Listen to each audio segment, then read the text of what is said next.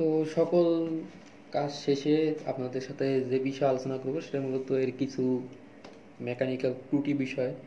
মূলত এর যে ট্র্যাকিং সিস্টেমটা, এটা মূলত কি, যখন আমি সামনে ফরওয়ার্ড কমান্ড দেবো তখন মূলত দুটি চেইন ঘুরে, আর যখন রিভার্স যাব তখন এটা রিভার্স যায় না, এটা মূলত জায়গায় ঘুরে, অর্থাৎ একটা ট্র্যাক বন্ধ হয়ে, একটা চেইন বন্ধ হয়ে আর একটা চেইনের মাধ্যমে খুলে একটা চেইন এরকম আস্তে আস্তে আস্তে আস্তে ঘুরতে ঘুরতে তারপরে মূলত আমি অন্য ডাইরেকশনে আমি যাইতে পারি। এটাই আর কি। তা এই ক্ষেত্রে হয় কি, মোটরের উপর অনেক বেশি প্রেশার পড়ে আর গতিও অনেক কম থাকে। সেক্ষেত্রে আমি এর সমাধান করার জন্য আমি সিম্পল সমাধান হচ্ছে, আমি ওই গিয়ারের তেল মেরে দিছিলাম সব গিয়ারে, যার ফলে এটি অনেকটা ফ্রি হয়েছিল আর স্পিডটা একটু বাড়ছিল। আর দ্বিতীয়ত যেটা হলো সেটা হচ্ছে, এটা সমাধান যাওয়ার পরে আর হচ্ছে পুঁতির ক্ষেত্রেও অনেক কটকট করে শব্দ হতো, সেখানেও গিয়ারের একটু ছিল, যেহেতু অতিরিক্ত তার যেহেতু ভিতর থেকে অর্থাৎ ওই মাথা থেকে নিচ পর্যন্ত কম্পার্টমেন্টে আসছিল, সেই ক্ষেত্রে আমার এই সমাধান করার জন্য আমি ওখানেও একটু তেল দিয়ে দিয়েছিলাম, যার জন্য এটা একটু ফ্রি হয়ে যায়। আপনাদেরকে ভিডিও দেখালে আপনারা বুঝতে পারবেন যে ট্যাঙ্কের গতি কতটা স্লো আর হচ্ছে রেসপন্সও, আর রেসপন্সে একটু ল্যাগ ছিল মূলত, যেহেতু এটা ওয়েব পেজ বেস, তাই লোড নেয় মাঝে মাঝে। ওয়েব পেজ যখন লোড নেয় তখন ওই পিঙ্ক একটু স্লো করে, যেহেতু এটি একটি ESP8266-এর মেমোরি, আহামরিও অতটা ফাস্ট না। যদি STM32 হতো তাহলে কোনো লেটেন্সি থাকতো না, এখানে লেটেন্সিটা হচ্ছে মূলত ক্রিস্টাল বা অন্যান্য ইস্যু থাকতে পারে, হার্ডওয়্যার ইস্যু হতে পারে।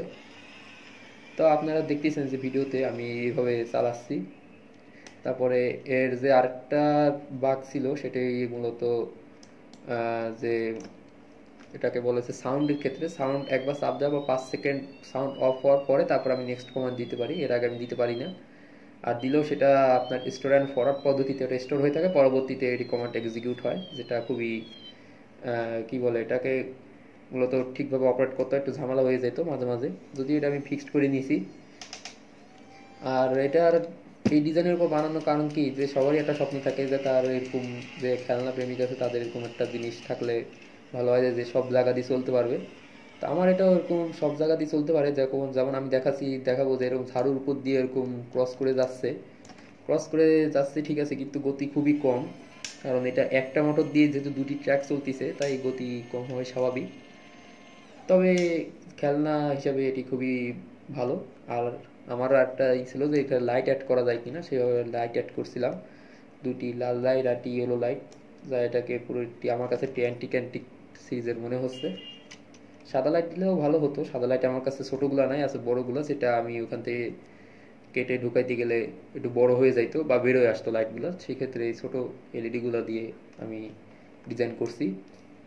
আর পাওয়ার ইস্যু হিসাবে যে প্রবলেমটা আমি ফেস করছিলাম সেটা মূলত এই ব্যাটারি, এদের সাথে যে ব্যাটারিটা আছে সেটা মূলত হচ্ছে 4.8 ভোল্টের ব্যাটারি। এই 4.8 ভোল্টের ব্যাটারি দিয়ে মূলত এই মাইক্রো কন্ট্রোলার, তারপরে যে ইগুলো আছে, কি বলে এটাকে, যে হাবিজাবি যে লোডগুলো আছে, অনেক সমস্যা করতো আর কি মূলত। তো এই ক্ষেত্রে আমি যেটা করছি সেটা মূলত একটি মোবাইলে ব্যাটারি অ্যাড করছি, আর যে নিকেল ক্যাডমিয়াম 4টা প্যাকেট যে ইট আছে, মানে এক প্যাকেট থেকে 4টা, সেটা 2টা নিকেল ক্যাডমিয়াম ব্যাটারি, একটা মোবাইলের ব্যাটারি দিয়ে আমি 6.5 ভোল্ট বানাইছি।